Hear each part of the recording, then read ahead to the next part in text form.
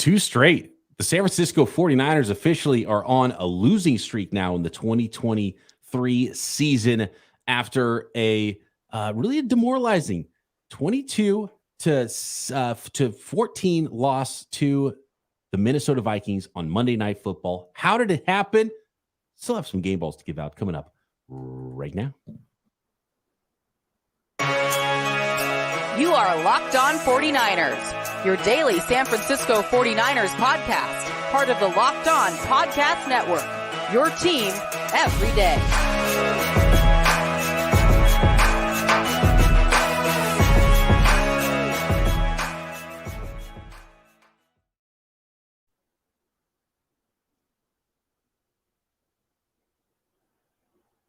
Brian Peacock and Eric Crocker with you at BD Peacock, at Eric_Crocker. Thanks everybody for making us your first listen here on the Locked On Podcast Network, your team every day.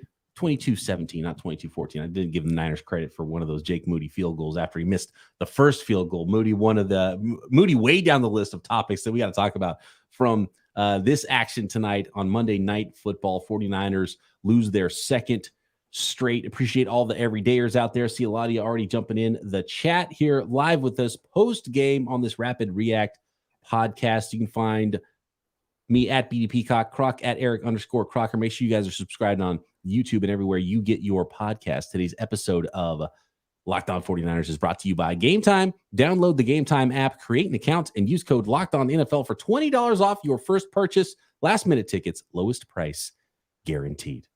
All right, Croc. There's something that is maybe bigger than all of us. It's bigger than me. It's bigger than you. It's bigger than Bang Bang 49ers gang. It's bigger than the state of Minnesota, and that's true love, and it's lost love. And it's Kyle Shanahan peering across the field, seeing Kirk Cousins out there dicing up his football team.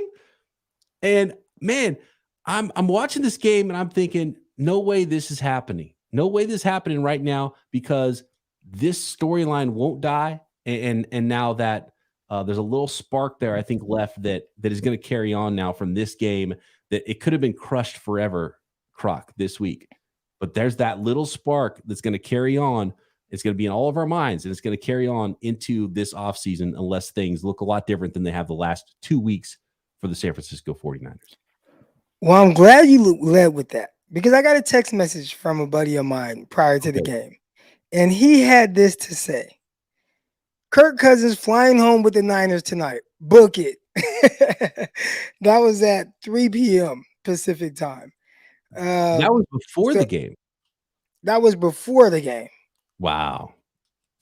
And he said, and then throughout the game, I'm getting text messages from this person. You know what?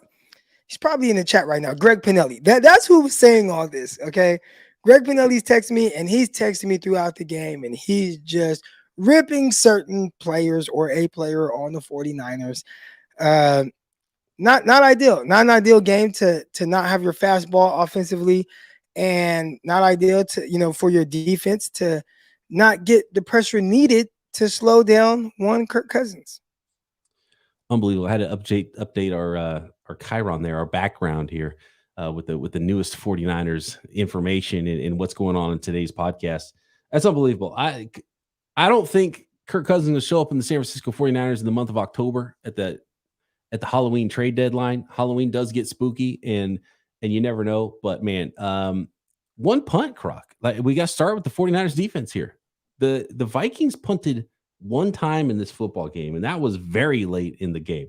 First half, the 49ers couldn't stop the run very well. They couldn't generate a pass rush all night. I think part of that was because they've been bad last week and this week, starting with at the beginning of the game with stopping the run. I started watching Nick Bosa in the second half of the game, and he's not trying to get to the quarterback. Occasionally he does, but he's bull rushing.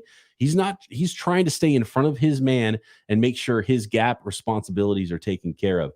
And I really think that's a part of why the 49ers didn't get home a lot against Kirk Cousins this game, is because they're trying to stop the run first, and they hadn't been very good at doing it the last couple of weeks. So that's a small part of it. But again, no Justin Jefferson. You can't let Kirk Cousins dice you up, like he did. Kirk Cousins, 35 of 45 passing, 378 passing yards. He had the 2 touchdowns. He did have 1 interception, 107.2 rating, which clearly, was just a lot better. Their offense, their passing game is a lot better than the 49ers. Brock Purdy, 21 of 30, 272 passing yards, a touchdown, 2 interceptions, and an 81.5 passer rating. And we don't need to make this whole thing about Brock Purdy versus Kirk Cousins, but the Vikings were a better team on this night, Croc. Well, the Vikings were better, especially their offense versus 49ers defense, because at some point throughout the game, the guy that you have made the highest paid defender in NFL history has to make a play. Now, there was a nice run stop in that game when we knew they were running the ball. But when are you going to affect the quarterback? Well, when are you going to get to the quarterback? I got my brother sitting right here, Donald, and obviously he's a big Pittsburgh Steelers fan. And one thing that we can all take away from the 49ers versus Pittsburgh Steelers, no matter how the 49ers were trying to slow down wide or whatever they were trying to do or stop, it did not matter. His presence was felt. 3 sacks, 2 forced fumbles. In this game, the 49ers just needed a play, a sack, something to stop the bleeding. Like, that's why we pay you. People want to talk about the back end guys, Charvarious, Ward, and these guys. No, talk about Nick Bosa, who he needs to make a play in this type of game, in this type of moment. 49ers didn't get it against Cleveland, and you didn't get it in this game either. You need him to make that play. That's why you pay him, and it wasn't there. It was non-existent. Matter of fact, 0 sacks on the season. 0 sacks in the game, and zero sacks from, again, the front end where the 49ers have invested the most in.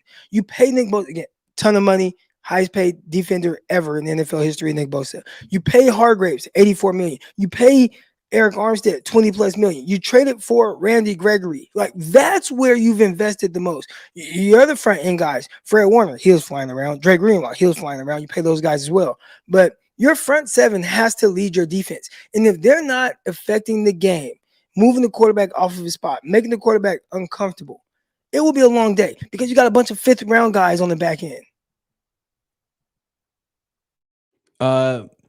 Brock, yeah, so much for Brocktober right now, man. It started off with a bang, that's for sure.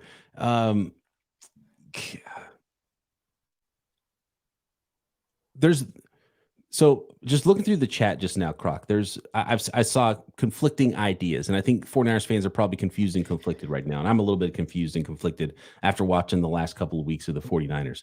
And I saw a couple of interesting comments that were completely opposite. One was that the 49ers defense feeds off the offense, and the other was that the 49ers offense can't do what they need to do if the defense isn't continually giving them the ball back. So which is it? And was one unit letting the other one down? Because I didn't think either unit played particularly well. Neither unit played very well. And at the end of the day, just somebody has to make a play. So kudos to George Kittle. He got going in this game. I wonder how much did it affect the 49ers not having Trent Williams, not having Deebo Samuel out there. I thought Christian McCaffrey started to make some plays, especially in the second half. Did a really good job of pass catching. So there were opportunities for guys to really make their presence felt and kind of change the game. Talk about the back end guys. I'm not going to put a whole lot on them because the resources are invested up front. But Charvarious Ward, the ball hit you in the chest right before halftime. We could talk about Steve Wilkes. We can talk about the terrible play call, whatever. But at the end of the day, if he was looking for the result of, hey, we're going to move this quarterback off his spot, we're going to make him throw before he wants to, we're going to make him throw an inaccurate throw because we're sending the house, that happened. The poor execution was on Charvarious Ward just not catching a ball that was thrown right to him. So that was tough. You pay him $12 million, you got to make a play. It didn't happen. That was a fascinating play because of what he did to Addison earlier on in the game. And he did take a ball away from him. And that was an ill-advised throw from Kirk Cousins. That was his interception. And that game looked like it was going to be so.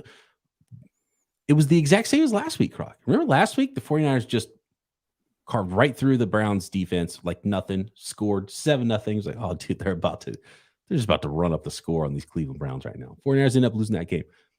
I felt just the same this week, early in the game. Kirk Cousins throws the interception. Charvarious Ward takes the ball away. It's like big brother taking the ball from little brother and Jordan Addison. And 49ers going down the field. It's like, oh, they're going to score here. Niners are good.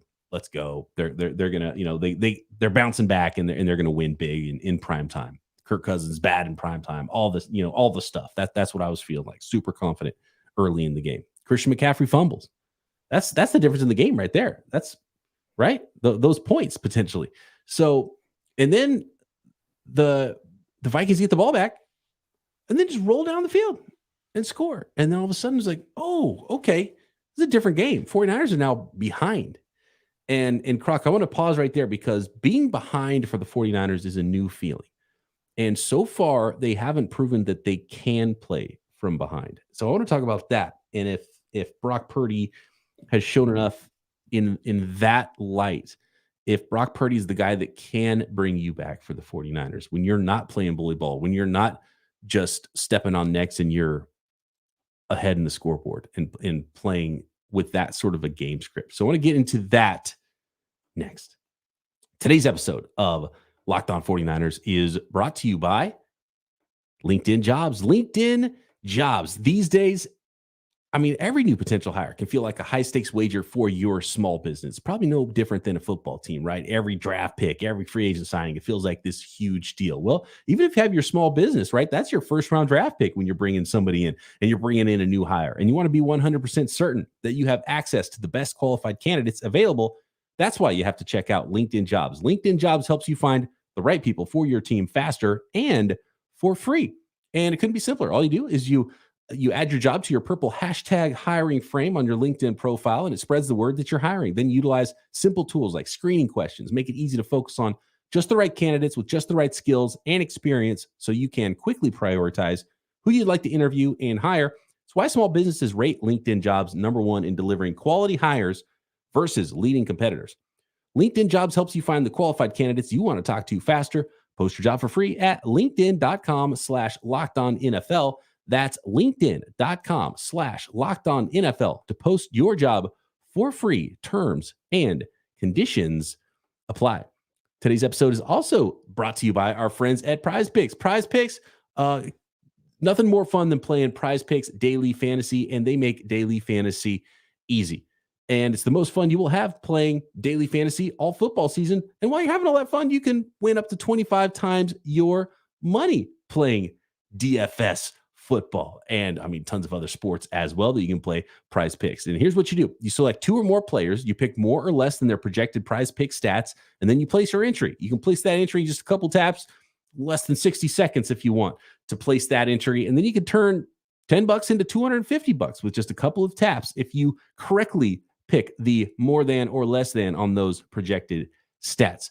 And with PrizePicks, something new that they're doing here that nobody else is doing, the reboot policy at PrizePicks. So if you have an injured player, your entries stay in play even if you have an injury. For example, for NFL games and college football top 25 matchups, if you have a player who exits the game in the first half and does not return in the second, that player is rebooted. PrizePicks is the only daily fantasy sports platform with that injury insurance. So go to prizepicks.com/lockedonnfl. Use code LOCKEDONNFL for a first deposit match up to $100. Again, that is prizepicks.com/lockedonnfl, or download the app and enter code LOCKEDONNFL for a first deposit match up to $100.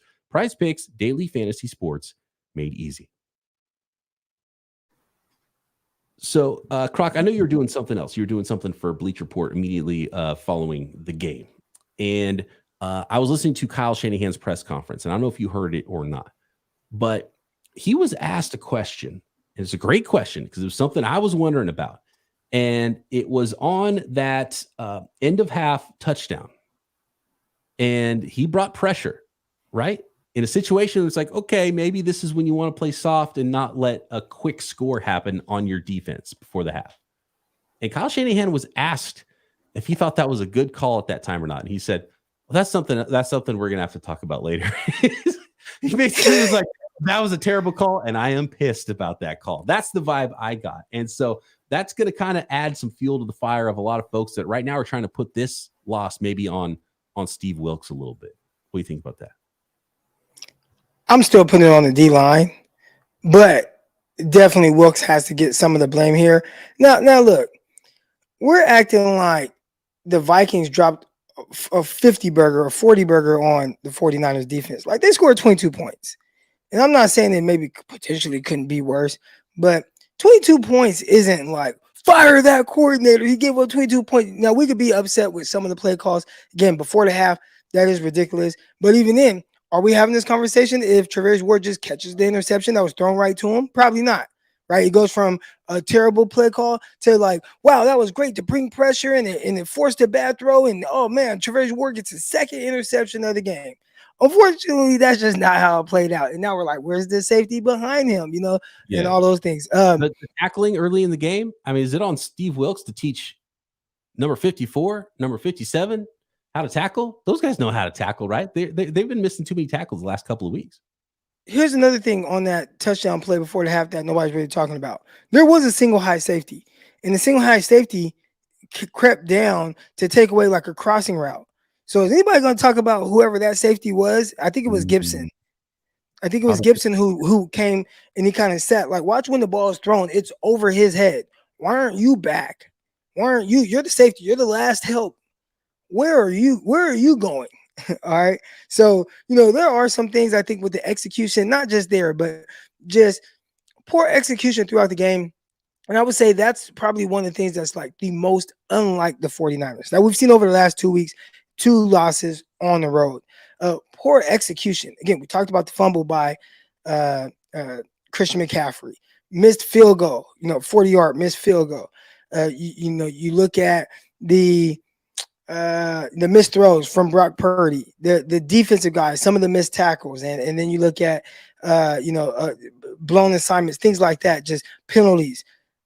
For a team that typically is very well coached and executes at a very high level, that's not what they've shown us over the last 2 weeks. And to me, that is a big issue. Can Brock Purdy lead a team from behind? When you put it on Brock Purdy and you don't have a perfect game script, is that something that we still need to see from Brock Purdy? We've seen the best quarterbacks in NFL history, Hall of Famers, have bad games. I'm not worried about Brock Purdy maybe not looking great last week in the rain. I'm not worried about Brock Purdy throwing a couple interceptions in this game. But if you're looking at Brock Purdy's entire career, which is not very big, right? There's a lot of good and not that much bad. But one of the things that he's had the benefit of is these really positive game scripts. And I wanted to see in this game with no Debo and maybe a banged up Christian McCaffrey, I wanted to see Purdy say, I'm going to go win this game. I'm going to do what Kirk Cousins did tonight. I'm going to go make plays. I'm going to make throws to Brandon Ayuk. Where was Brandon Ayuk in this game? I want to make big. He found George Kittle, a few times, but I want to see an offense that can sustain because of Brock Purdy, and especially in a situation where, okay, Brock Purdy's got to play from behind. Go to work, young man. And I think that's the last little bit we haven't seen a lot of from Brock Purdy. Do you think it's something that is like, oh, maybe he doesn't have that in him? Just a couple of weird weeks. Where are you at on Brock Purdy right now, Croc? Because we're talking MVP 2-3 weeks ago. He's definitely pressing in that moment and has thrown some of the worst passes I've seen from him, like specifically in those moments where you kind of need him to kind of be the guy. Like, he threw these 2 interceptions that were bad. I mean, and both of them were decisions that look like a guy that's pressing, a guy that feels like, okay, I got to make a play, I got to make a throw. And sometimes, and again, it's hard to tell because he does a lot of things very well. Is he doing things well because, hey, man, I got this super advantageous situation for me with all these weapons, so I'm just going to rely on them, and I know they're going to be here, and I can do this and do that. And then, oh, man, you take a couple of these things away, and all of a sudden I have to be the guy? Well, that's not really who I am. I'm a great facilitator.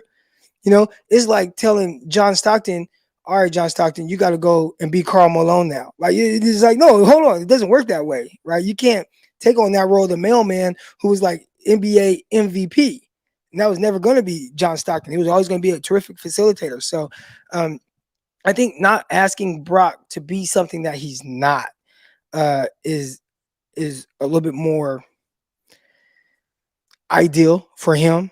And I think for him still figuring out certain things, I mean, we are talking about a guy who still has not started 16 games in the NFL. But what he shouldn't do, and I got a text from Greg Pinelli about this, is roll to his left and try to throw off platform to the right. You don't have that arm, Brock. You got in trouble like that your rookie year in some games. He got in trouble with that in this game with throwing a one hopper to Brandon Ayuk, who was open. So I think the more he really learns what he can and can't do and just continues to play within the confines of the offense and does what Kyle Shanahan is telling him, hey, I just do what Kyle says. I throw where Kyle tells me to throw. Continue to do those things, because when he starts to kind of get a little too far ahead, you start seeing some of the Iowa State Brock Purdy. And I don't think people really want to see that Iowa State Brock Purdy truly show up. I didn't watch a ton of Iowa State Brock Purdy, but I did watch some stuff before the draft and then a lot more after the draft, after Brock Purdy was drafted. And man, I didn't expect to see how good Brock Purdy was in the NFL. And even some folks I know that are Iowa State fans were shocked at what Brock Purdy was doing in the NFL. This probably looks more like the Brock Purdy they remember. I don't think this is the Brock Purdy that we're going to continue to see. It's been a couple of bad weeks for Brock Purdy, and I think he needs to, strap it up and go back to work, as does Kyle Shanahan, as does everybody on both sides of the ball. And the 49ers definitely have to play better, because they look like a different team, especially last week. It was easy to say, they're playing a really good defense, bad weather. This week, it's harder to be like, okay, we can give them a pass on it. We've seen it 2 weeks in a row now. Conditions are perfect. You're playing a team that you should beat, that only has 2 wins on the season, and you made them look like they're a playoff team. You made them look like they were the best show on turf, right? Without Justin Jefferson. So that. It all goes together, right? You have to factor in everything. We have to factor in everything, all the other 10 games that Brock Purdy has played before these, and then we got to factor in these. And right now there's a lot they got to clean up, and this isn't the team that we saw the first 5 weeks of the season at all. So maybe they did peak a little bit early. I want to talk a little bit about that, Croc, and we do have to give out some game balls as well next. Today's episode of Locked On 49ers is brought to you by Gametime and the Gametime app. You shouldn't have to worry when you're buying tickets to your next big event, right? You're going to see a 49ers game. You're going to see a concert. You're going to see a comedy show. You're going to the theater maybe, right? With killer last-minute deals, all-in prices, views from your seat, and their best price guarantee, Gametime takes the guesswork out of buying tickets. And Gametime is the fast and easy way to buy those tickets for all your sporting events and music and comedy near you, so you don't have to worry about it when it comes time to buying tickets. And you definitely don't have to worry about it once it's time to enjoy that event, because that's what events should be. They should be full of enjoyment for you and whoever's going to the event with you. And it's super easy. You see the view from your seat before you buy, so you know exactly what to expect when you arrive. All-in prices show the total up front, so you know what you're getting. And you know you're getting that great deal without the hidden fees. How much does it suck to see those hidden fees, right, show up all of a sudden when you're trying to buy tickets? So go buy the tickets in a few seconds, just a couple of taps, and feel good about the process, and then feel great about the event when you get there. Take the guesswork out of buying tickets with Gametime. Download the Gametime app, create an account, use code LOCKEDONNFL for $20 off your first purchase. Terms apply. Again, create an account and redeem code LOCKEDONNFL for $20 off. Download Gametime today. Last minute tickets, lowest price guaranteed. I want to go to the chat here really quick. Pixel Dennis says, you guys are panicking. We're not panicking. Are we panicking, Croc? No, not at all. I think we do. This is an important role we have, Croc, because usually when the folks out there get too high, we got to bring them down a little bit and say, hey, let's bring it back to reality. Get your head out of the clouds. And when they get too low, we got to prop them up a little bit. A little therapy pod. Maybe tomorrow's gonna have to be a little bit more of a therapy pod for us here. But I don't think you need to panic, but you do have to look at the results of the last couple of weeks and say, okay, that's not the team you guys are. Go back to what you were doing the first 5 weeks of the season, because this is not the team that I think we have expected to see the last couple of weeks. And so it's more disappointment than panic right now from me. I think especially on my end, it's more disappointment in a team that, again, and I said it earlier, I have a lot of confidence in the 49ers because they are so well coached. In the last 2 weeks, they haven't looked like that well-coached team. So you do have to get back to that. I mean, uncharacteristic fumbles by, Christian McCaffrey. We saw that in Dallas Cowboys game. We see it in this game in the red zone. Those are things that contribute to losses. I know it didn't matter against the Cowboys because you end up blowing them out and the defense played lights out. But in a game where maybe the defense doesn't have his fastball, those are mistakes you can't have. Missed field goals, can't have that. Errant throws by Brock Purdy, can't have that. No sacks from Nick Bosa, you can't have that. So they need their guys to step up in those type of opportunities and make plays because, it's not going to get any easier. You go to Cincinnati, I know we'll turn that page in a couple of days, but you think Cincinnati is going to, come in and now be scared of this 49ers team? And no, they're a team that's finding their groove, and they have Jamar Chase, and they have T. Higgins, and they have Tyler Boyd or Joe Mixon in the backfield, of course, Joe Burrow at quarterback, and they got guys on the back end on their defense making plays. So they're going to be licking their chops. And hopefully Winky's prediction of 49ers winning 5 straight to start the season, then losing 3 straight doesn't come true. But the way it's setting up right now is probably for us to have another disappointing podcast. So definitely not hitting the panic button. But the 49ers got to get back to playing 49er football, which is very well-coached, disciplined guys on both sides of the ball. They haven't been that the last 2 weeks. Yeah, the Cincinnati Bengals started the season with a couple of games that looked like the Niners' last 2 games, and they've kind of figured that out and gotten past it. So that's what the 49ers have to do now, and they kind of have to figure out a way to do it against the Cincinnati Bengals next week. And I'm glad you brought up Wink because I saw a lot of it in the chat, seen a lot of it on social media tonight. This one from Gabe says, someone find Wink. He has to answer for this. We're going to talk to Wink tomorrow on a Winky Wednesday, and we'll have to get his thoughts on his perfect 7 for 7 predictions so far on the 49ers season.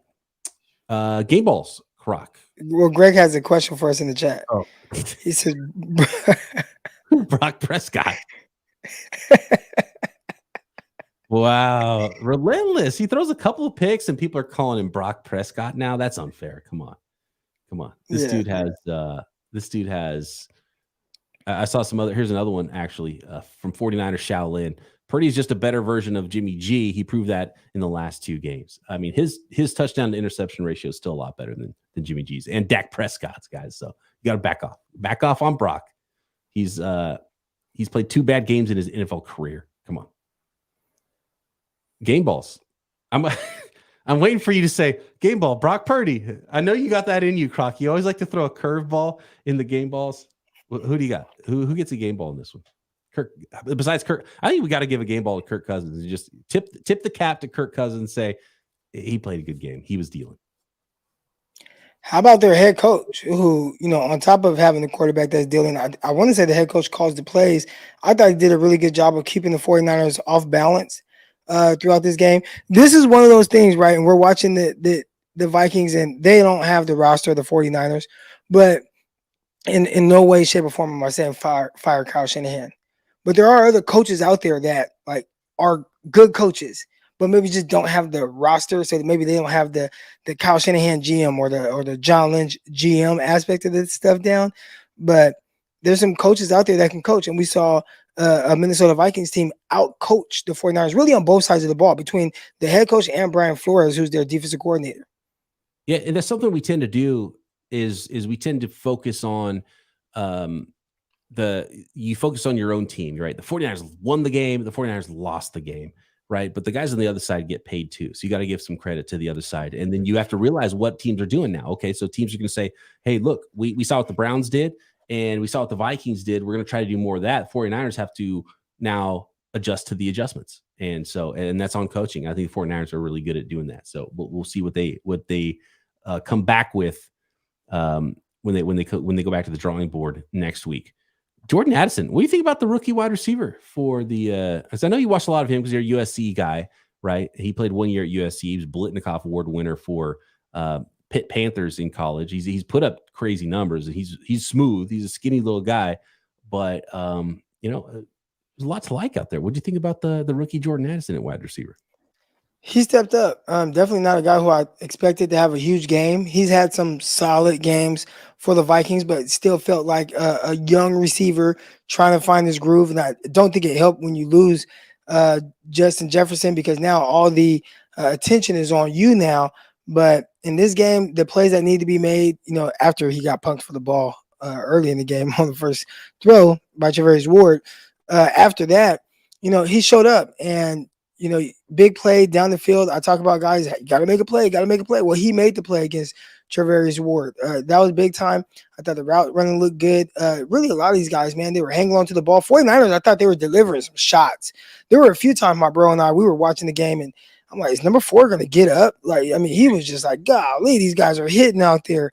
But Jordan Addison and the no-name receivers, I felt like they all contributed very well in moments where they needed to. So if we didn't know who Powell was, number 4 for the Minnesota Vikings, I think we kind of do now, because he made some clutch catches in that game. Man, it's like, so Charvarious Ward, he had the interception early. It was all lined up for him to have a game ball, but I don't think he ended up with the game ball at the end of this one. Christian McCaffrey had the big fumble early. He had a couple touchdowns. Congrats, 16 straight games with the touchdown. But that fumble is huge. Does he get a game ball? I'm struggling to find someone who gets a game ball in this game. I want to give one to George Kittle, because we called him out, someone who needed to get more targeted more.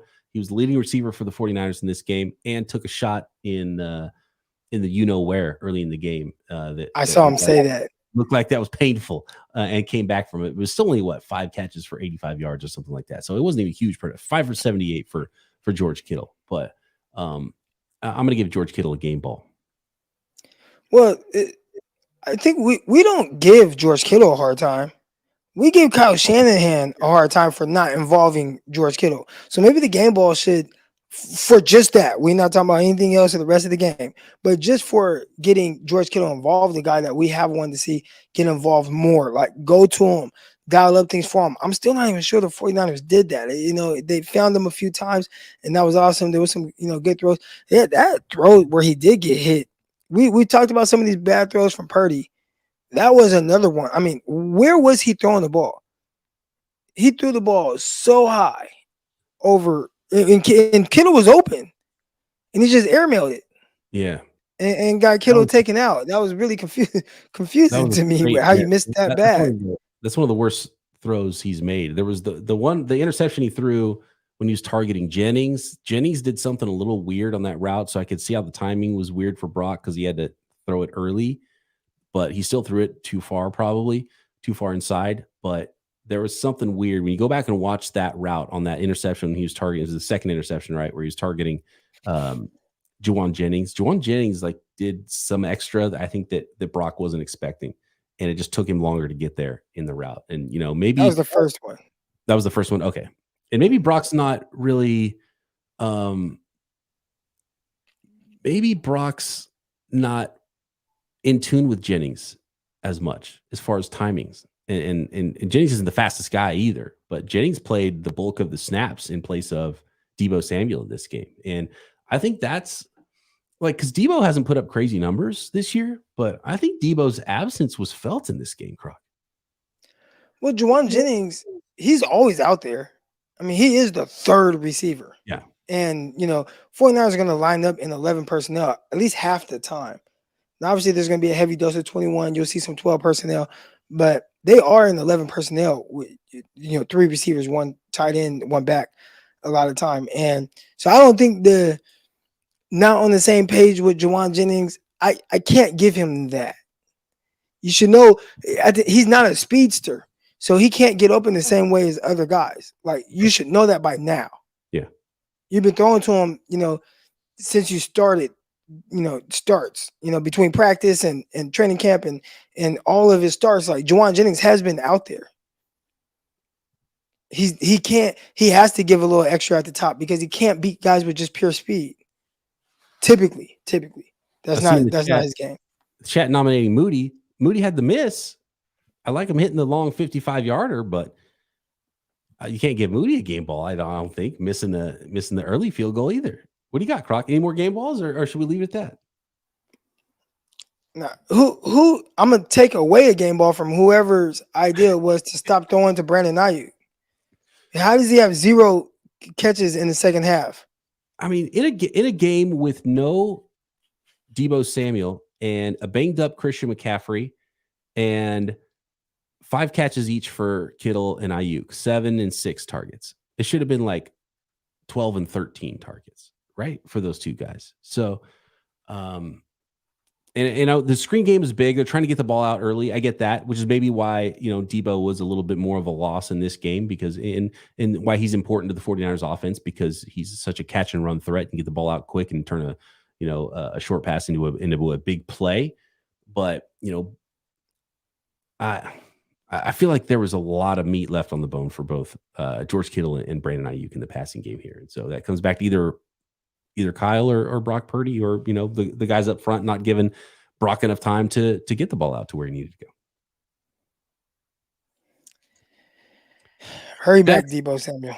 Yeah, hurry back, Deebo. Niners, figure out whatever you had going early in the season. Maybe they did peak a little too soon because they looked like they were unbeatable after 5 weeks of the season. They have not looked that way the last 2 weeks. Time to adjust to the adjustments, get things right, figure it out. We've got a quick turnaround, little short week here for the Cincinnati Bengals. We're going to have to have a word with Wink tomorrow on tomorrow's Winky Wednesday about his predictions that are all coming true for the 49ers season so far, which, by the way, fans should not be upset about because even though he picked this loss for the 49ers, he has some big wins picked in the future for the Niners. So if everything comes true that Wink is picking, don't forget that is a very good thing for the San Francisco 49ers 2023 season. Thanks, everybody, for making us your first listen here on the Locked On Podcast Network. Make sure you are subscribed on YouTube and everywhere you get your podcast. And we'll talk to all the everydayers and all the new listeners. Welcome to you as well tomorrow because we're back every single day right here. Locked On 49ers. Subscribe to this video.